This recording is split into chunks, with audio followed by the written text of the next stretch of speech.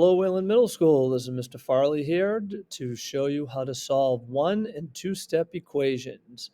So let's follow along here, and you are going to be taking notes as we go. And everyone should have the paper in front of them right now. All of the examples on this video are the exact same ones that are shown on the paper in front of you. So using pencil, that would be best. Please make sure you write this neatly, carefully, and showing all of the steps that I go through to show you with these equations. So the first one we're going to get going is right here. We're going to solve x plus 3 equals 10. So I am hopeful that in 7th grade, you were taught to solve an equation like this, you want to isolate the variable. Isolating the variable means get the x by itself. And sometimes you can put a box around it or identify the variable either in your mind or by putting a box around it.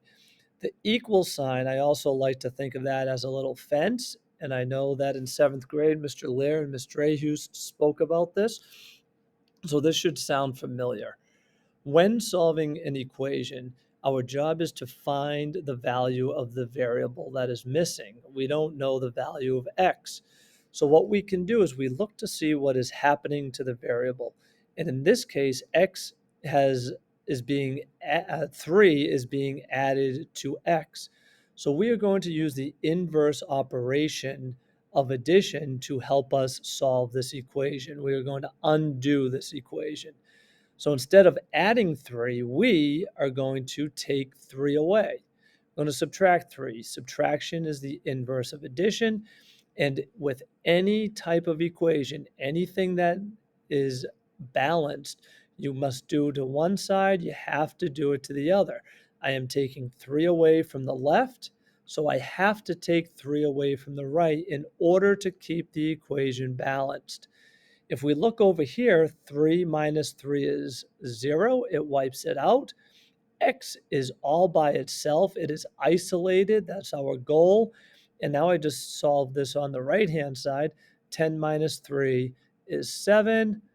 Well, you just did it. You solved the equation. The value of x is 7. And a good thing to do is always go back and check to see if it works. And you do that by plugging into the original equation. Let's check it out. If the value of x is 7, you plug in 7 for x, I get 7, and the rest of the equation is plus 3. Ask yourself the question, does 7 plus 3 equal 10? It sure does, so you know that this is the correct solution. The second example, we'll do this a little bit faster. We, again, will isolate the variable. There it is. I like to draw my fence on the equal sign. Okay. Think about it. What is happening to the variable? I see it's being subtracted by 11. We are going to do the inverse operation. We are going to add 11.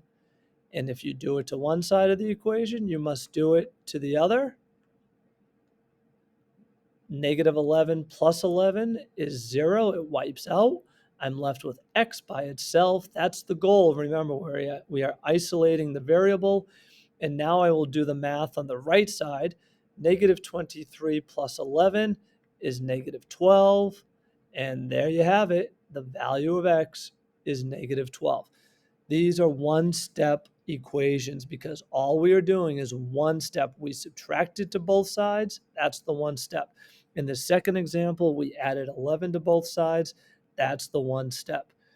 Just like the last problem, you can take your solution of negative 12, plug it back into the original, so x becomes negative 12, and then it's minus 11. Ask yourself, does negative 12 minus 11 equal negative 23? It sure does. Therefore, we have solved this correctly. So if we need to pause this video right here, I'm looking here, I only have 25 seconds left in this video. So this is a pretty good deal. Why don't we hit pause and then we will resume with the second video here. Hope you enjoyed this first one, everyone. Thank you.